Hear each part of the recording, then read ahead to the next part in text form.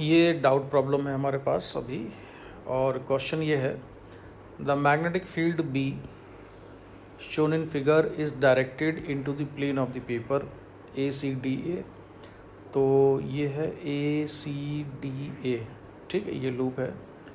Semi circular ACDA is a semi circular conducting loop of radius R with a center at O.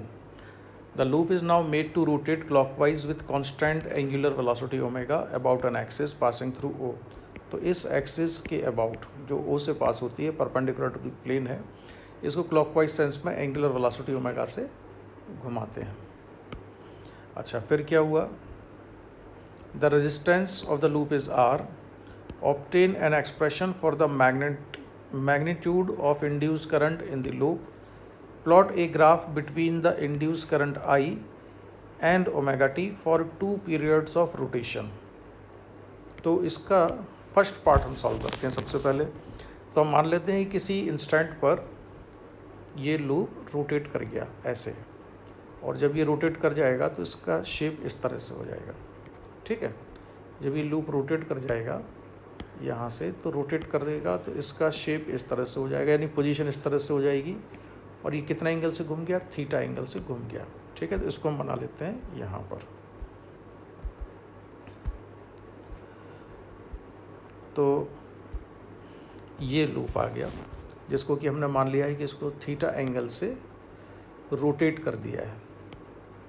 तो theta angle से ये rotate हुआ। जब ये theta angle से rotate होगा तो पास होने वाला फ्लक्स कितना होगा? इस फ्लक्स को हम लिख सकते हैं, इस हिस्से से पास होने वाला फ्लक्स। तो ये जो एरिया ऑफ सेक्टर है उसके फॉर्मूले से इसका एरिया कितना हो जाएगा? इसका एरिया होगा 1/2 r² थीटा, ठीक है।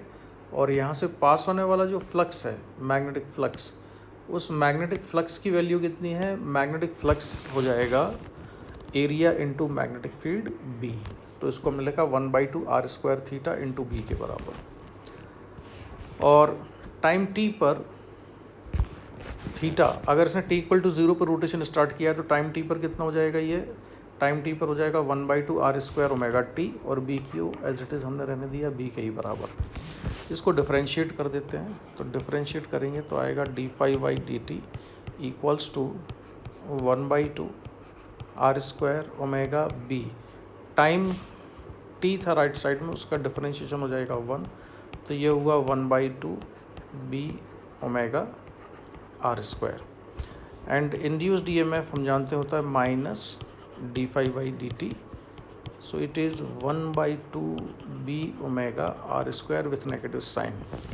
मैं केवल मैग्नीट्यूड की बात करूँगा। अब करंट कितना हो जाएगा? करंट हो जाएगा I = E/ रेजिस्टेंस, और इसका रेजिस्टेंस कितना गिवन था क्वेश्चन में?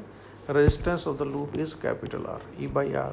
So finally b omega r² upon 2R, this is the current.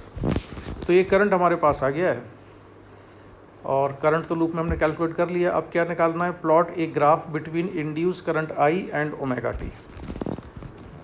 तो इंड्यूस करंट I और ओमेगा t के बीच में अगर हम ग्राफ प्लॉट करें तो देखो I जो है ये टाइम पर डिपेंड नहीं कर रहा है। अच्छा, इसके आगे कुछ और भी है। Plot a graph between the induce current I and omega t for 2 periods of rotation. तो ये आगे 2 पीरियड ऑफ रोटेशन के लिए खुद सॉल्व कर सकते हो, ठीक है। तो इसको मैं यहीं पर एंड करता हूँ। अगर इसके बाद ग्राफ में प्रॉब्लम हो तो फिर मुझे बताना, तो हम इसके आगे सॉल्व करेंगे।